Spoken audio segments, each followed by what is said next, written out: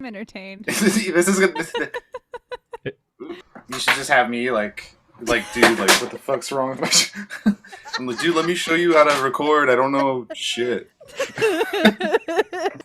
What's a mic cable? I've never seen those before. This is a new side of Carl. What is this, guys?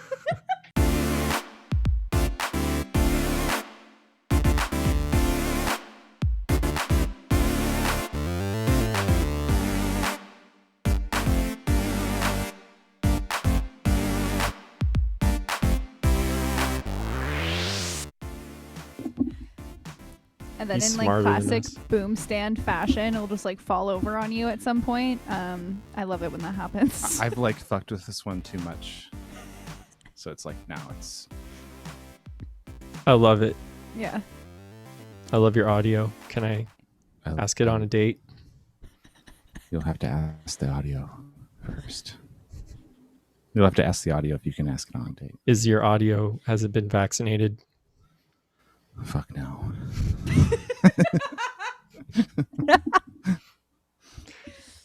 Okay, all right. I can work with it. Ready to infect you with sound. Infect you with sound. I can live on the edge a little. That's what audio means. Means infection of sound. It's the dictionary definition. Yeah, that's what we're going to teach you at Alchemy Music School. We're going to teach you how to infect you with sound. Yeah, infect. A virus. Of sound. Sound is a virus, guys. Sound virus. All right, I think we're off to a perfect start. Have we started yet? Is this it? Is this a podcast? This is happening, man. Let's get weird. Let's do it. I don't know what that means. I feel like we already got weird. It's already there. What do you mean by weird, Eric? Give me some context on that. Maybe we should dial it down and then get weird. What do you mean by dial it? Yeah, I don't think we can dial it down. I think this is the baseline level of weird. I think it only goes up from here. This is the thing, Eric. I'm not being weird. I think you're being weird, and I think you're making it weird. And I don't know if I like that. You know. Well, maybe I do. You know what? You have really nice eyes. So take that. Oh, that makes me feel good. Okay, let's introduce. I would like to introduce my guests, Carl and Michelle from Alchemy Music. Hi. A wonderful new music school that is online right now. We're on the internet as we speak. Yes, it is there. You can go to the website, alchemymusicschool.com, find out all the things we offer lessons in, and yeah, it's all online forever. We love it. Before we kind of talk about that, I just got to ask Michelle a really important question. Okay. What's up with Animal Crossing? What do we need to know? Have you beaten it? No, I'm giving Tom Nook all of my money forever because that's the game. I'm currently working on building some stairs in my town, island, excuse me. I come from the land of Animal Crossing New Leaf, where it's a town instead of an island. So with New Horizons, I'm still getting used to calling it an island instead. It's a little different. Sounds fascinating. Transition. Yeah, it's been a really hard transition. My town in New Leaf was named Dingusto. I tried to make it Dingus Town, but I didn't have enough room, so it's just Dingusto. And then my island is Dingus Isle because there's not enough letters for Dingus Island, so it's an isle. Yeah, and that's the main thing. I found out through one of my students like a few weeks ago that if you use the little net on one of the animals that have fleas, you can catch the fleas. So I did that today. That was satisfying. Yeah. You collect the fleas. Yeah, and then you can either give them to the museum if you haven't yet. So I did that today. Or you can sell them and then get more bells to give to Tom Nook and just slowly sell your life away to Tom Nook as you do in the game. So That's the raccoon. yeah, it's the raccoon. How many fleas do you have right now, Michelle? I just have the one flea. Oh, Yeah. just one. Yeah, it's one flea.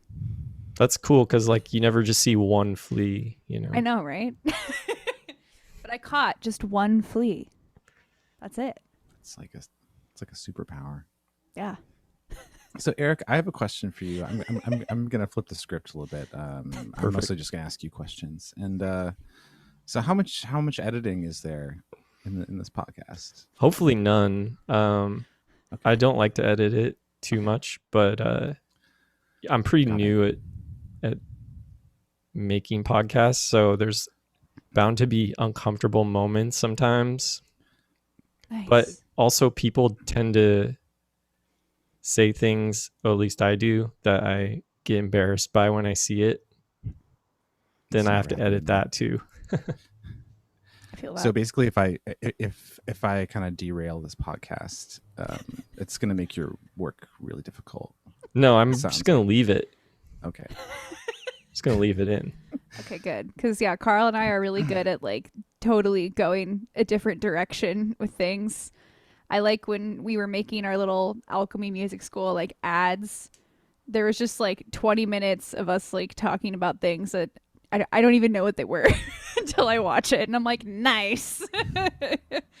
And that's just so we're really good at that. That's one of our skills actually, is completely derailing things. Yeah. I'm cool with that because that's kind of the vision of what my podcast is. It's just prepare and then throw the script out. You know, It's brave. revolutionary. You gotta just jump off the cliff. No net. Yeah, no safety net at all. Feeling it. So yeah, let's derail. What do you want to know? Oh, that's what I want to know. Okay. All my questions have been answered. No, fair enough. Yeah, so I'll throw you guys a version of it once it goes up, so you know, in case there's anything super cringe that you want out. Cool. But Only the word cringe. That's the only cringy thing to me. okay, well I'll get rid of that then. What if we actually just had the podcast be a collection of all the times that we say cringe? Like there's no actual interview. It's just cringe, cringe, cringe, cringe, cringe, cringe, cringe, cringe, cringe. Yeah, I could do that, and I could edit it later and then have like a bonus episode where it's just like a weird 30-second long podcast. But bonus Perfect. all cringe episode. All cringe all the time. Only Yeah. cringe. It's fun because like the cool thing and the terrifying thing is that or at least I'm not a journalist or really very good at talking in front of people. So it's, you know, it can be terrifying, but also exhilarating. Sorry, What'd you say? Carl's subtle burn Sorry, in there. I'm just like lightly roasting you for no reason. Like there's no reason for it. Well, just speak up so we can all hear it. No, I just want the viewers to hear it. No, just kidding. I know, but you should still speak up because it's still low. Okay. Oh damn. It's getting sassy up in here. Oh, so this is a good tie-in with our recording program. So, you know, you can get really breathy tone. I mean, this is actually not the ideal mic for that. You know, maybe a large diaphragm condenser. You know, but the more like top end, like the more breathiness you get, and also the more low end, it sounds more intimate because it's like you're like 2 inches away from someone, and that can like give music more emotional content versus something that's like sounds more distant, it's more mid-range. Wow, I didn't know that. That's awesome. Yeah, so that's why you're feeling things right now. What if I do it? Wow, now I'm Hey. feeling things. Let's feel Hey, our feelings, guys. Hey. So you guys offer a recording workshop program, I think. I went to one. Yeah, we have the like free workshops which we're gonna do monthly with kind of like a different topics as we do them. So yeah, this first one was just like learning how to use DAW, the basics of DAW, yay! But we also have our recording program that's just offered all the time, which is more of putting people together in a group and learning some songwriting as well as learning some recording. Yeah, so it's kind of just we have that, and yeah. Yeah, to elaborate on what Michelle was talking about, we did a couple one-off free workshops just to kind of meet some new people and put it out there to the wider community that we're teaching recording and songwriting. So what does Alchemy offer that's unique?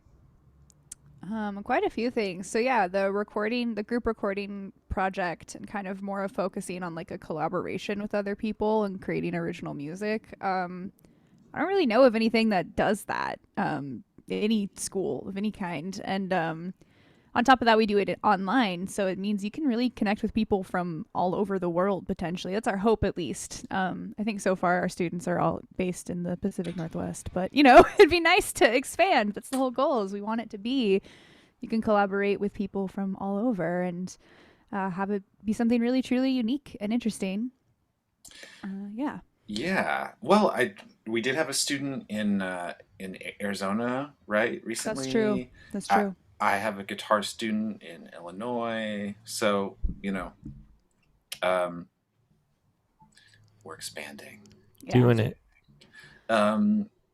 Yeah, but to just kind of expand on what Michelle was talking about, one of the things that I've always wanted, in teaching music over the last decade or so,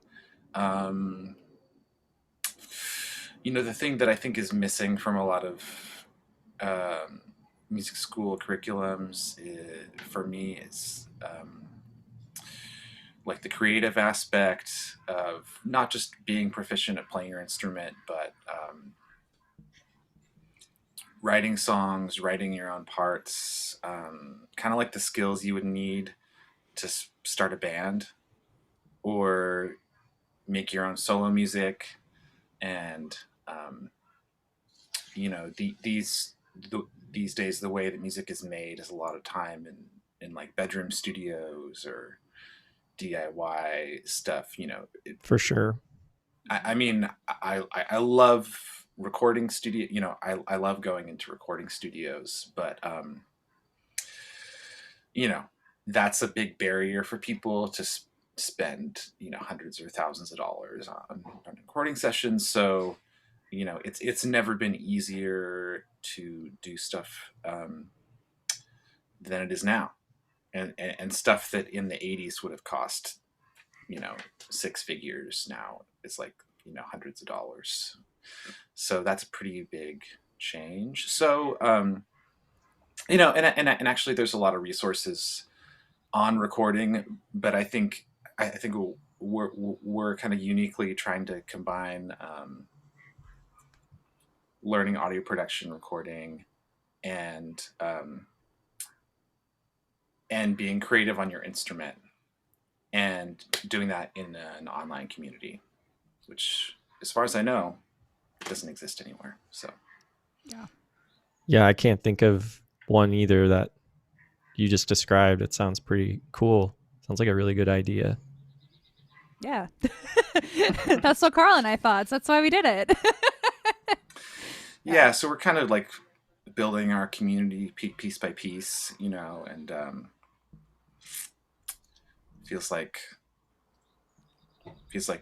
it's what people need. Gotten a lot of positive response so far.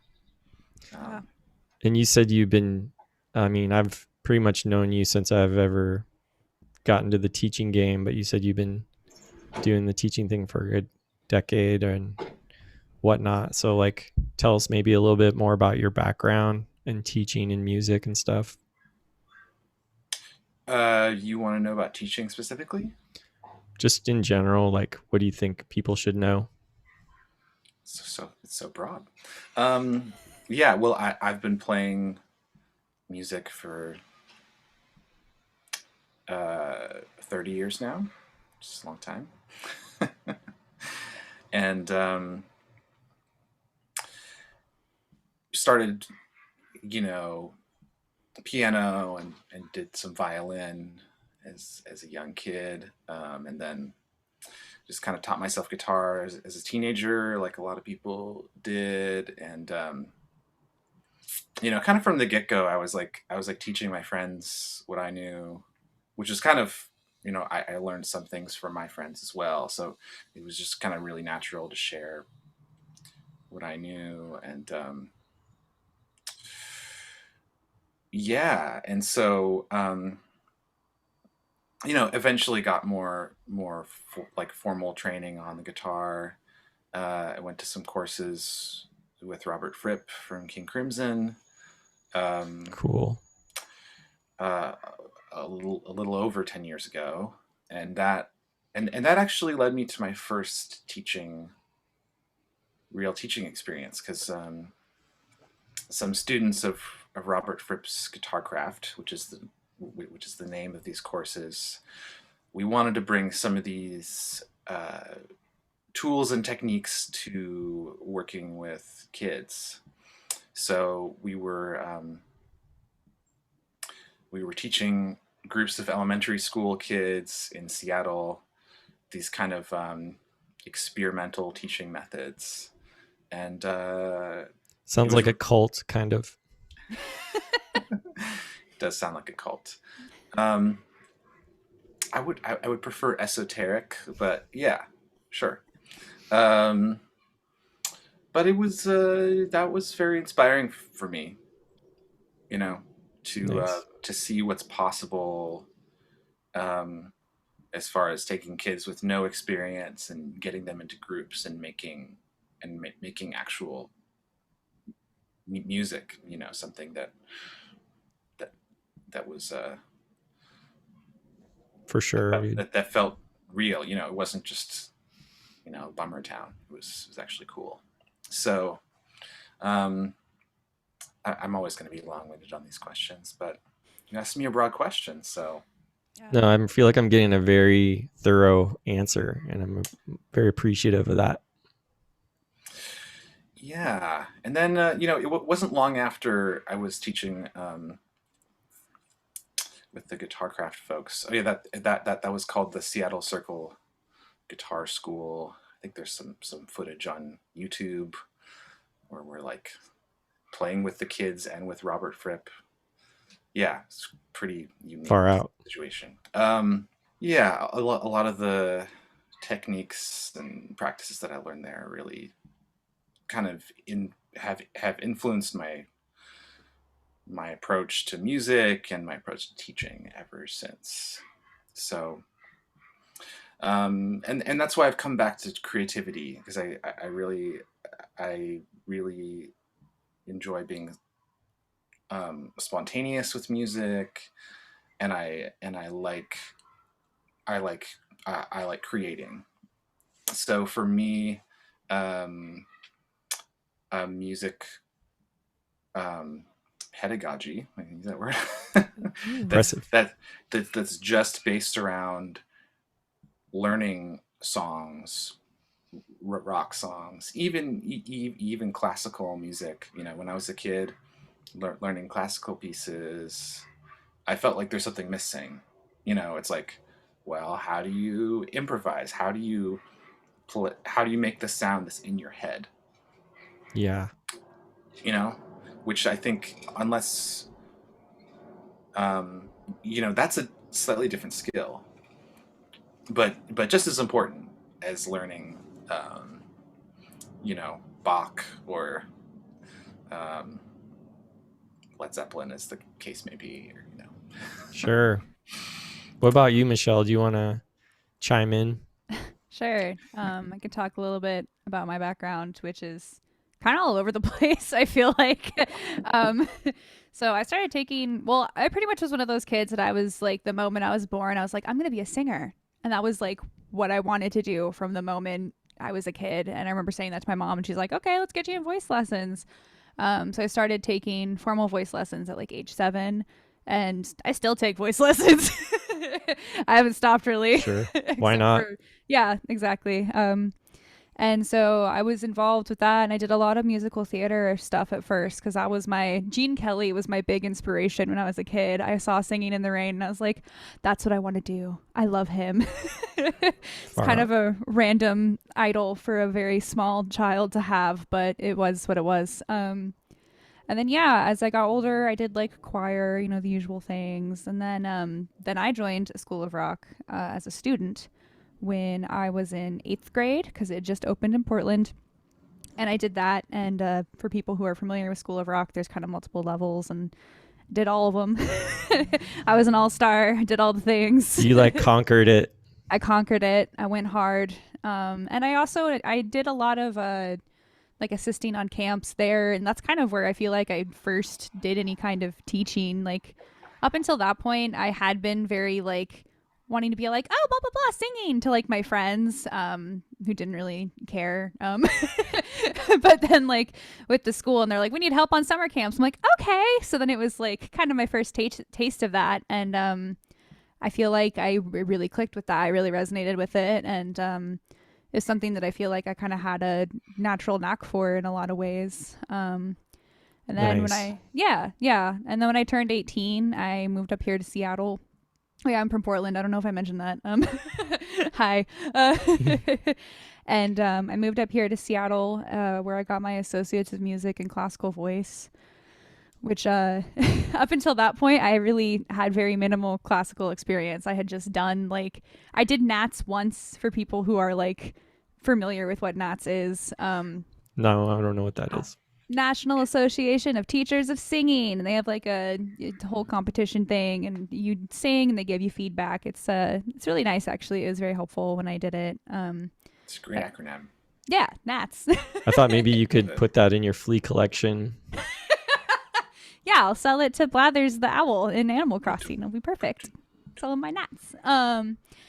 But anyway, so up until college, though, I really didn't have a ton of classical experience. So I felt very much like a fish out of water. And I actually graduated college and was like, I don't want to teach music. I don't want to do music. I want to do nothing for like the next year. I want to figure something out. Like, I just was so over it after college.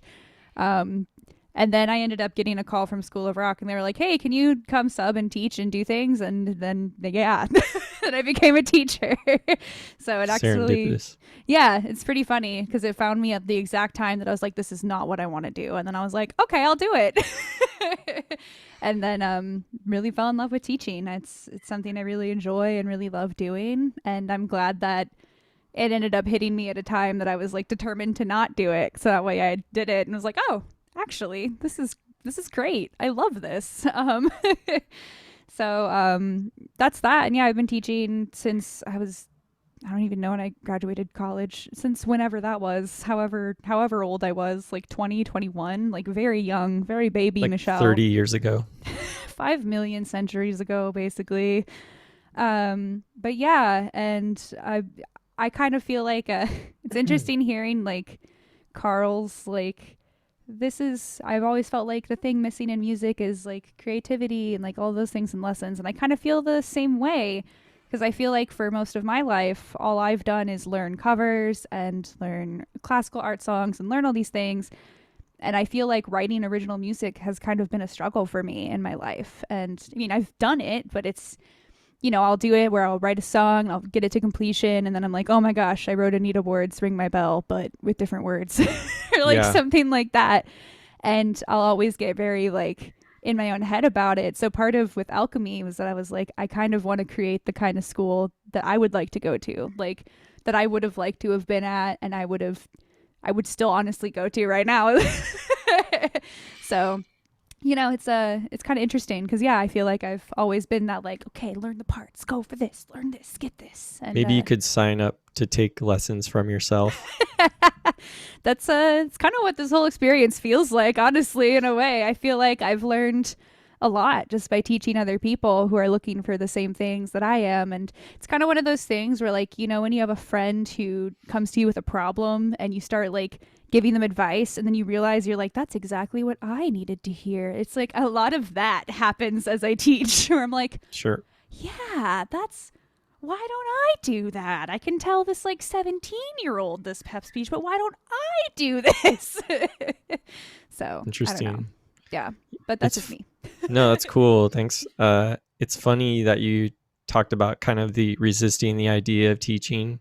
Yeah. I can kind of relate to that because I remember, you know, being a musician or whatever in my 20s and someone encouraging me to teach, and I just was like, no, I'm not going to do that. Of course, Yeah. I just ended up doing it now. So for a long time. Yeah. And then it's great. And then you're like, wait, I wish I had just embraced this idea from the start. That's definitely how I felt. I was like, wow, I love music again.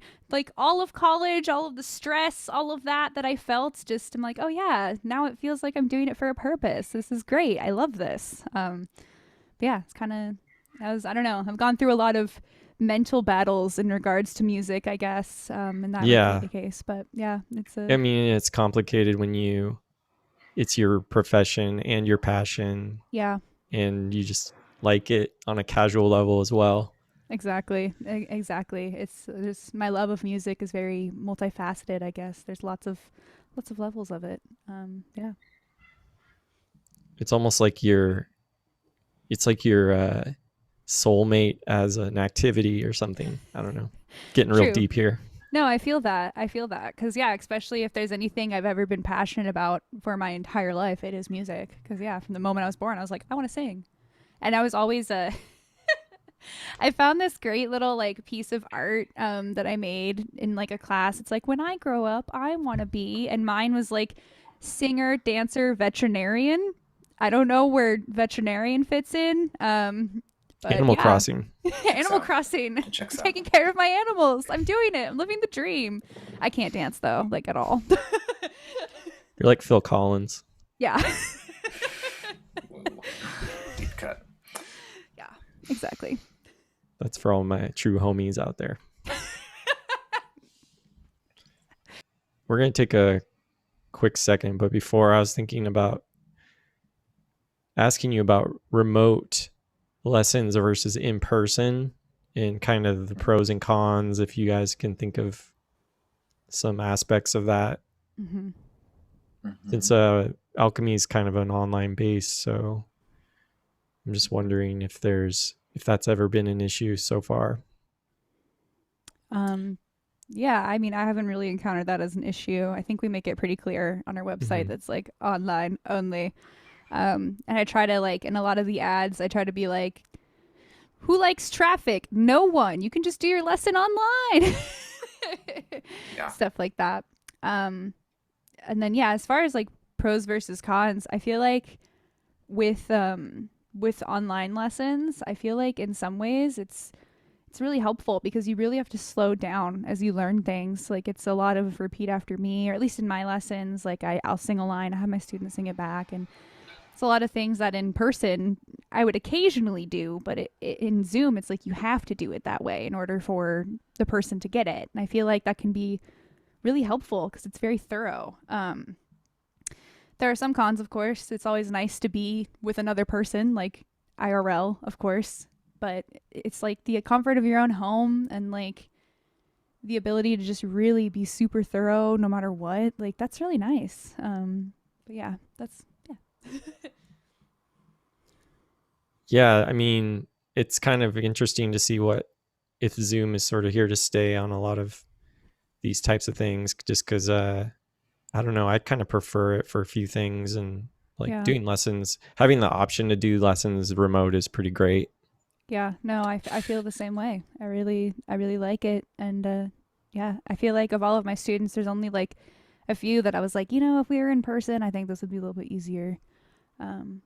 But that's only a small handful, really.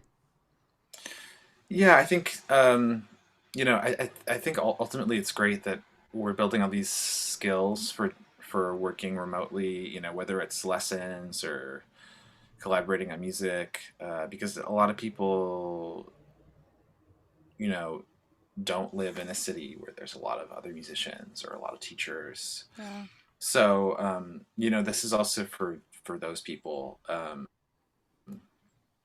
Cool. I didn't even think of that. because Yeah.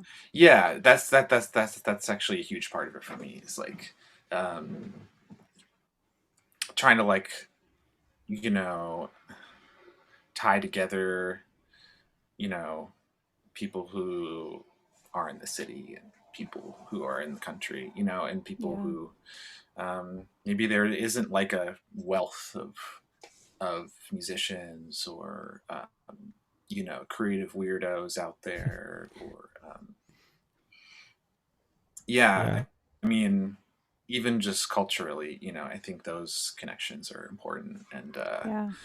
you know, not to get too political necessarily, but you know, would like, I think safe to say, like the United States is pretty like polarized at the moment, and so I have like family from West Virginia and like, you know, much more rural parts of the world, and Yeah.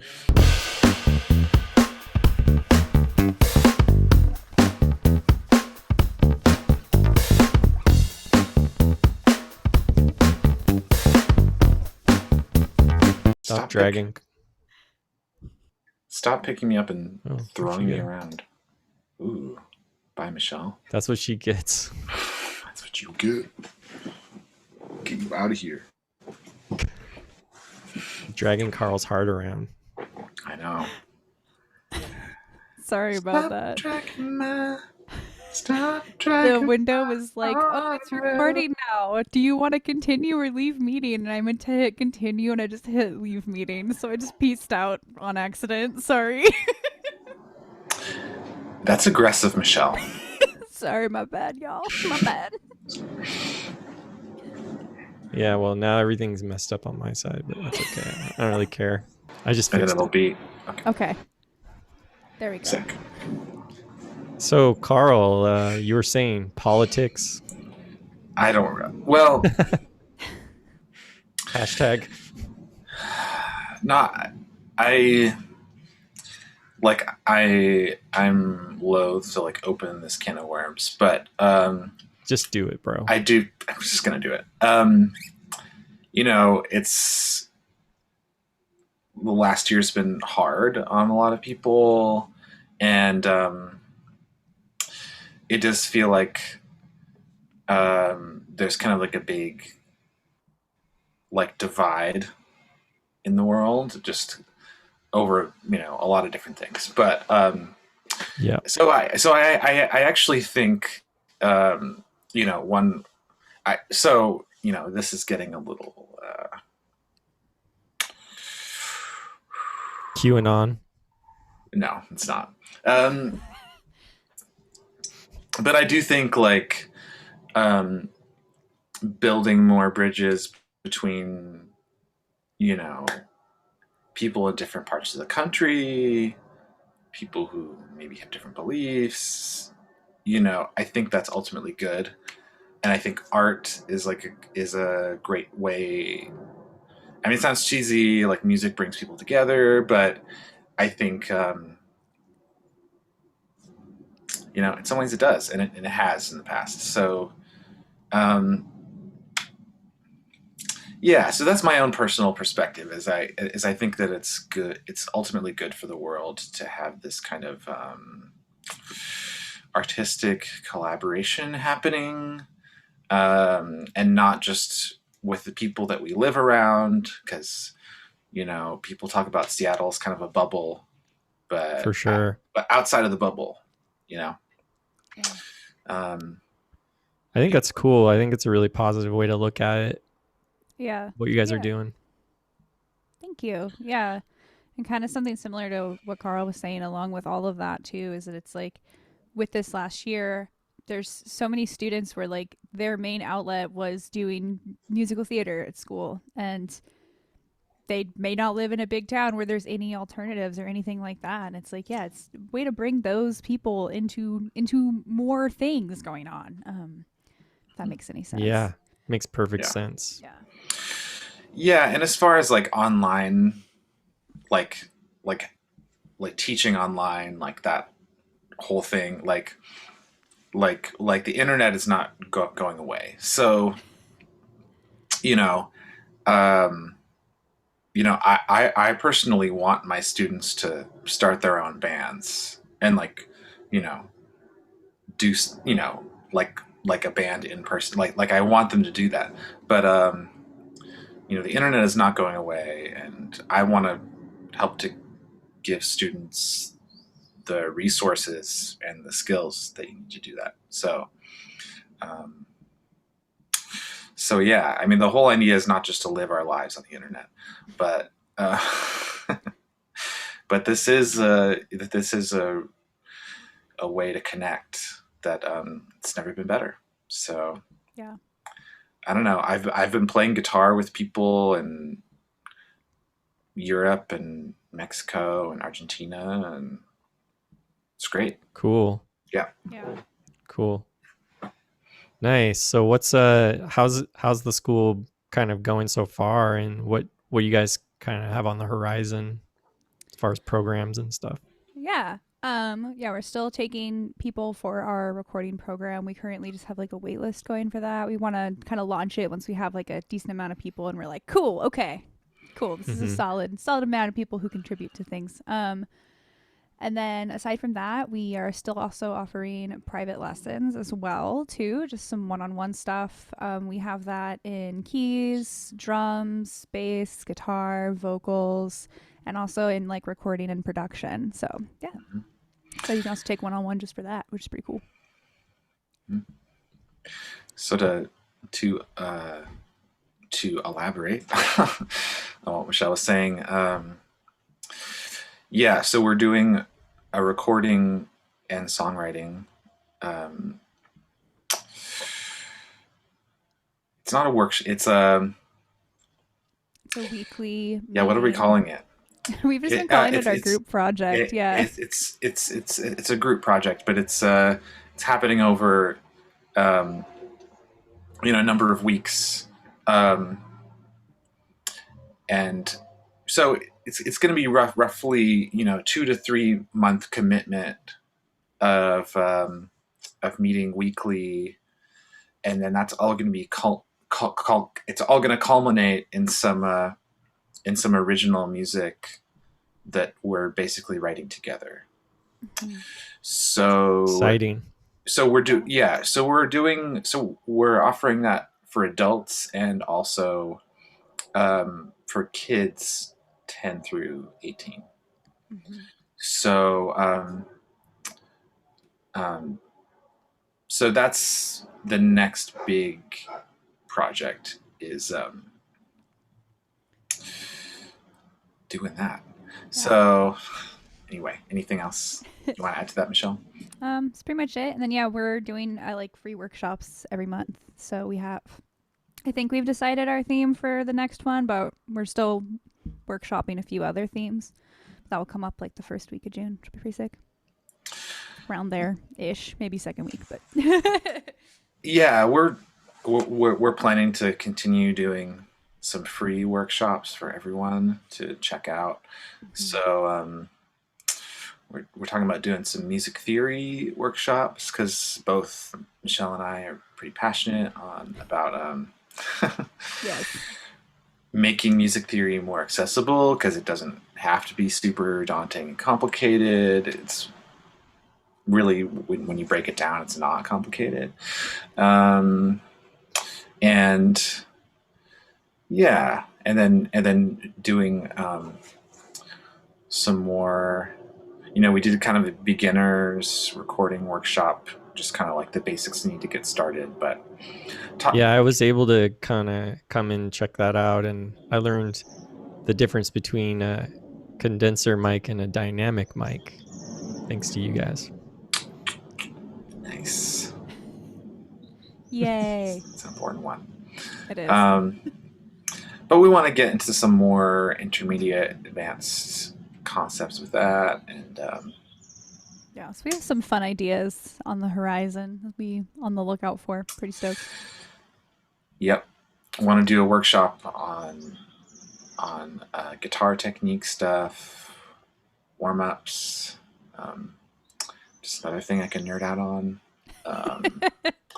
But it's like I think a lot of it's like it's a subject that can seem a little bit dry, but can actually be really fun once you get into it. So yeah, Cool. all the shortcuts to develop your technique on your instrument and get I just better. want to point out that I'm really enjoying the bird noise background noises going on.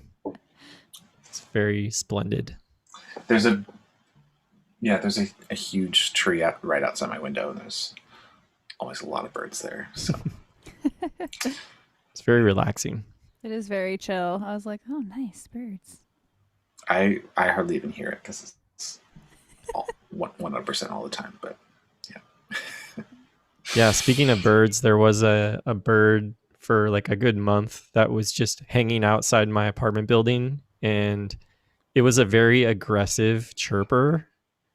And it was just like, it would just start going at like 4 a.m, and you would hear it all the way until about 2 p.m.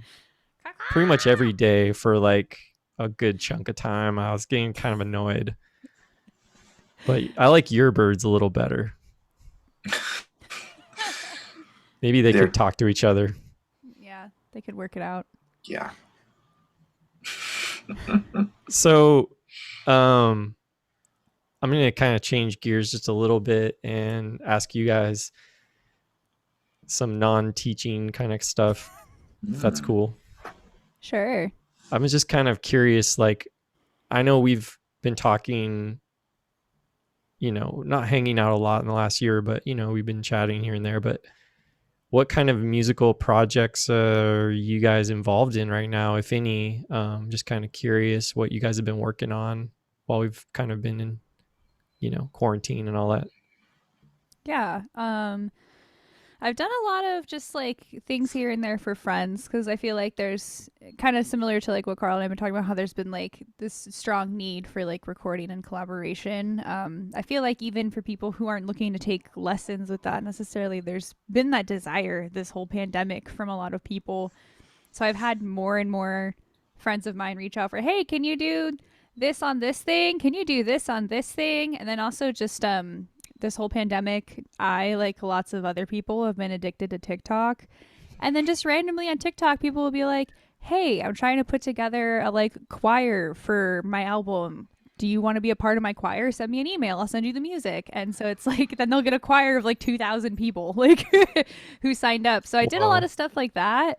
Yeah, one of the choirs I did one of them is just on TikTok. This really cool music teacher, I can't remember her name. I want to say it's like Music Teach Mama on TikTok. Mm-hmm. She does like giant TikTok choir ensembles, kind of think like Eric Whitaker's virtual choir, but on TikTok. Okay. And but there's also this one project I'm really excited for. It was like this pop punk band who needed a choir, and I did a bunch of parts for them, and I'm really excited about that. So I've done a lot of stuff like that, just small little things here and there. I was telling you earlier about my friend who's doing a song about Attack on Titan that I did some recording for this weekend. But aside from that, like kind of what I was saying too, like I feel like big part of my thing is trying to get myself to express creativity and songwriting more. So this whole last year, how long has it been for the pandemic? How long have we been in 12 months or something? 14, 15 months. Yeah. Yeah. However long it's been, my main goal has been to record more of my own music and really play with writing my own stuff. So I've been doing that a lot. And I'm not quite at a point where I'm like, oh, I'm going to put this out. But I have a bunch of stuff that I'm still working on that I'm pretty happy about. So exciting. Yeah. Nice. Carl, man. My man, what you been up to? Yeah, I've been up to some stuff.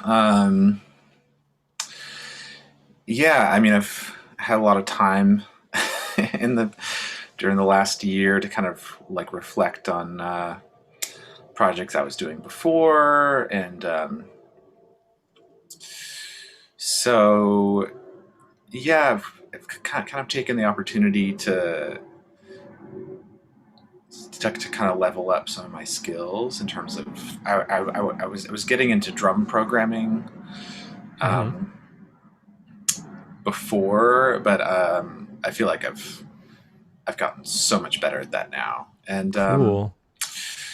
so using that for a couple different projects I have going, but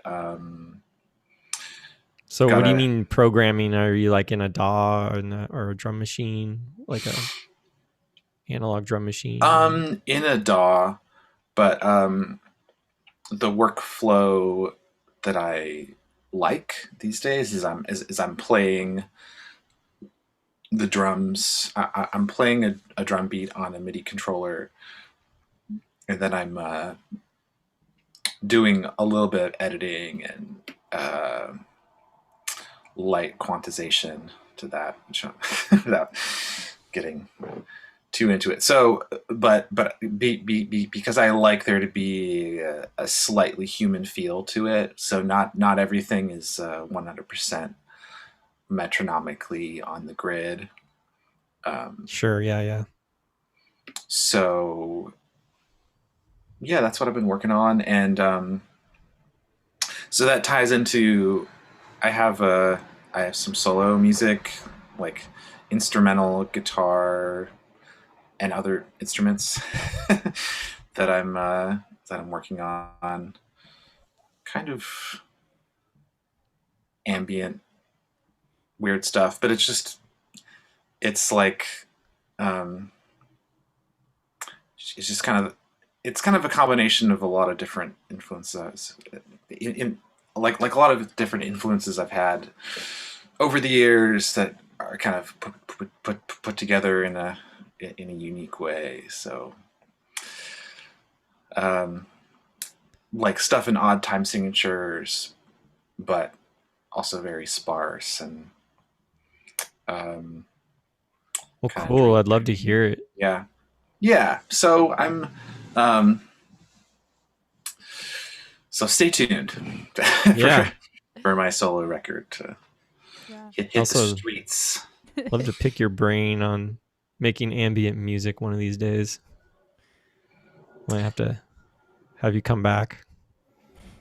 Well, that's another thing where I really I find working in a DAW really creative, because you can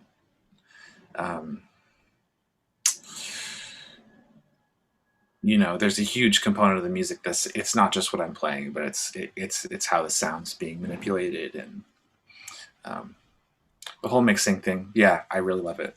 So yeah, there's Oh, sorry. I was gonna say there's a lot of creativity that can come from actually like how you're mixing things, and that's been one of my favorite things that I've kind of learned this whole pandemic as I've been working on my own solo stuff, because I kind of have like my brain kind of splits into like two, kind of three almost different ways of writing music. There's like my synth based stuff, like John Carpenter. I call it my John Carpenter bullshit specifically. And that is the stuff I've been writing the longest. And with that stuff, it's like, yeah, it's nice. I can have it just loop, and then I can be like, oh, okay, let me play with this in the DAW, and then like, oh wow, now it sounds like this, and I can do this to it, and I can do this, and it's like its own. I feel like DAW is almost like its own little instrument, and it can really be like a very, very creative outlet just in itself. Anyway, sorry, that's where I was going. Yeah, no, I like how it kind of leads back into the Alchemy workshop, the DAW workshop again. So it's an important thing. What's your preferred? I think, are we all Reaper people here? What do you guys like? I love Reaper, and I still use it. I started using Logic a year ago in the beginning of the pandemic, and there's a lot of things that I really love about Logic. The stock sounds and plugins are amazing, especially for the price. Unfortunately, it's Mac only, but so Logic's great. But all DAWs are good, I think, because All DAWs are good DAWs.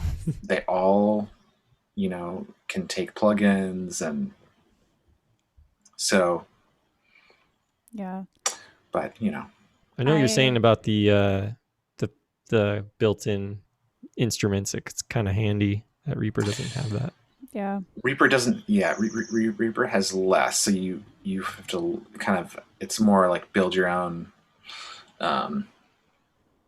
which is also, in some ways, like also it's like super creative as well. So, Logic, I found it's like you can work really fast because you have like a lot just at your fingertips. So that's been fun as well. It's almost like when I started using Logic, I'm like, I can't believe this is so easy and fast, and it's like, boom, like amazing sounds, effects. But you can.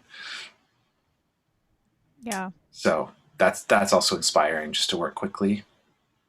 Yeah. Fun. No, Yeah. What were you gonna say, Michelle? Oh, I was just gonna say, yeah, I'm kind of in the same boat as Carl. Like, Reaper has been my go-to for most of the pandemic. It's been my like yes for everything. But then Carl was like, you should consider getting Logic. You should consider getting Logic. And I was like, I can't. My computer's too old. But then I found like an old version of Logic that I could get. And I've kind of noticed, so the other half of like the stuff I write, there's like, the John Carpenter bullshit. And the other half that's almost like two separate halves in and of itself is like, I have my original songs that actually have like lyrics and words and singing, and those are more on like the R&B side of things. But like, I really just want to do like pop music. Like, I want to be Lady Gaga. That's the dream. I want to be Kali Uchis, and I want to write like that. And ever since I've played around in Logic more, I'm like, oh my gosh, I can make my like bullshit 90s pop music type vibe. That's what I've wanted. Well, and I named two artists that aren't from the 90s, but whatever. But that's what I want. And Logic helps with that a lot, because I can be like, oh, okay, yeah, I got the drummer feature. Bam, it sounds like that. Perfect. Now I got my synth, and now I got this. It's fun. You should check out my sister's pop record, Nora. Yeah? Okay. Yeah, Okay. it's totally in that vein. Yeah. Yeah, you would probably like it. 90s. Yeah. 90s and like Lady Gaga sort of. Yeah, I just I love Gaga. I love Kali Uchis. I love Mariah Carey. And every time I listen to any of those artists, I'm like, I want to make music like this. Like my R&B stuff that I've written, I'm like, this is cool, but this is what I want to do. Yeah. The early Mariah Carey stuff is really good. So good. I love Mariah.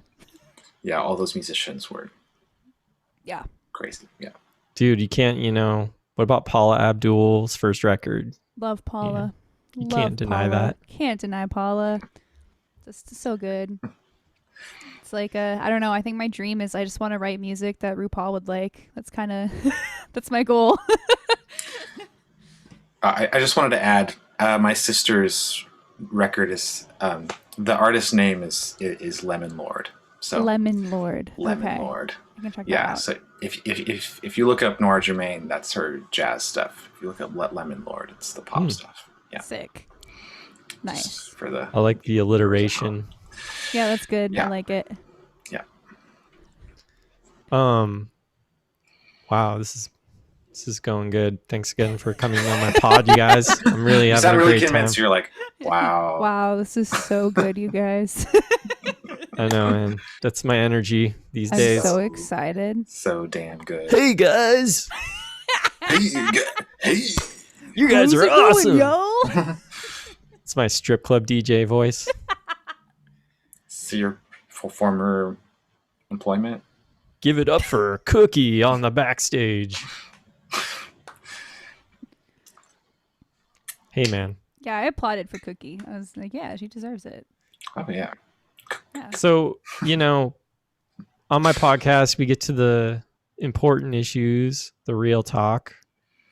And, Michelle brought up something pretty pressing. I thought that we should have a full roundtable discussion regarding the version of I Gotta Try. Kenny Loggins versus Michael McDonald. Yeah. I mean, discuss. Well, I want to start this by saying the Instagram poll, the last time I looked at it on my phone, was a solid 50-50, which I was not expecting. Dead heat. Wow. I know. And also on top of that, like, I'm one of those people that always votes in their own poll on Instagram. So, like, technically, if we take away my vote, which is for Michael McDonald, and Kenny Loggins is winning. I don't agree with that, but I am curious what I'm we gonna think. come unglued. Kenny Give Loggins wins. me, you know, just hit me with McDonald argument. Like, you know, I'm the jury. You know, I'm the jury. I mean, McDonald is just kind of, he's just superior in every way, in my opinion. Well, I love my vocally. boy Kenny, but my opinion on this is kind of twofold. First and foremost, I think the song fits Michael McDonald's voice better. I think it just sounds better in his voice. I think Kenny Loggins is actually a very underrated and amazing singer, but I think he's I Gotta great. Try fits in Michael McDonald's range like way nicer. And it's on top of that, I like just generally prefer the instrumentation more in the Michael McDonald version. I think that sounds better. And also Kenny Loggins' vocal part at the end of Michael McDonald's version, like I would argue sounds better than all of Kenny Loggins' version. Like when Kenny Loggins comes in with the Michael McDonald one with the like whatever the words are, it just hits perfectly. Whereas like in the Kenny Loggins one, I don't know what singer does that part on his, but I'm like, it just doesn't hit the same. I feel like the McDonald version just kind of grabs a hold of me and just kind of gives me a warm hug. Yeah. And then it takes me on a journey, you know? Yeah. Yeah. The Loggins one's good. It's like all this stuff is pretty good, but it just doesn't do that for me. It doesn't do it. And like I appreciate the cowbell in the Kenny Loggins one and that opening burr, burr, burr. Like I'm like that's fun, but that's a very different vibe to that song, and I like the other vibe. Do you have anything to weigh in, Carl? Is this just like a face off? Yeah, I guess I have the tie-breaking vote. Kenny Logs, my boy. K-Logs.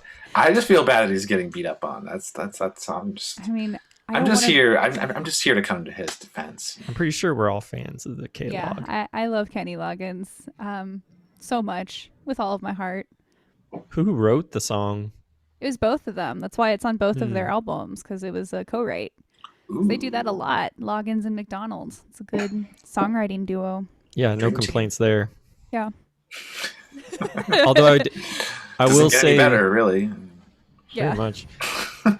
I don't think I actually voted. I saw the poll. I didn't actually vote, so I might go back in there later and put an end to all this. Get the tiebreaker. So you're the reason why Bernie lost. I was like, You're what? like- Oh. Sorry. Oh, that was good. That took me a moment. That came out of left field, man. It was you. Let me see if it's been. Yeah, no, it's still just tied. I just did a quick little double check on my phone. It's still just tied. Yeah, I won't tell who I voted for president, but it was definitely Bernie. I was gonna say, was it definitely Michael McDonald? Do you guys want to plug the school a little bit? Just kind of throw out the URL. I'm gonna do it throughout the pod, but go for it. Yeah, want to like rep some socials. Oh yeah. Do it. Yeah, you can find us on Facebook with Alchemy Music School online at the end, because there's another Alchemy Music School in India and they took the other one, which is a bummer. But we have everything else. So you find us on TikTok, Alchemy Music School, Instagram, Alchemy Music School. What else do we even have? I don't know. Other places. We have a YouTube. We haven't done anything with it yet, but we'll do things at some point. Coming soon. Cool. Well, seriously though, it's been great talking to you guys. I mean, you guys are like two of my close friends, and I'm so happy that you guys are doing this, and I want to try to support you guys however I can. So thanks for coming and talking about alchemy. and I can't wait to have a barbecue and hang out. Fully vaccinated. Hell Yeah, yeah. let's do it, man. Let's chill. Let's Fully vaxxed fucking people. chill. We can argue some more about yacht rock. My Yeah. favorite thing to do. It's my absolute The favorite. ultimate topic. Yeah, but any of you viewers out there, we would love to see you at one of our free workshops. No experience required at all. We do free trial lessons. Yeah, so if there's an instrument you're interested in learning, or if you're like, yeah, I want a one-on-one DAW session, what do I do? Hook us up. Yep, we Yes, offer lessons on all the rock and roll instruments, and music production and all that. So we're here for you. Yeah, we're here Yep. for you. And Carl and Michelle are two very, very talented teachers, so they have my full endorsement. All the way. Wow. EJ stamp of approval. We need to put that That's on right. the website right now. Like it's like the EJ badge. Like, Yeah, it's just like a giant thing that just like covers the whole website. You actually can't read information. It just says Eric approves. EJ approved. That's it. EJM approved. Yeah. Speaking of EJM, any viewers still with us, be sure to hit the old likey, subscribey, so we can give you guys more beautiful content just like this. And I think that's it. We are out. Thanks, you guys.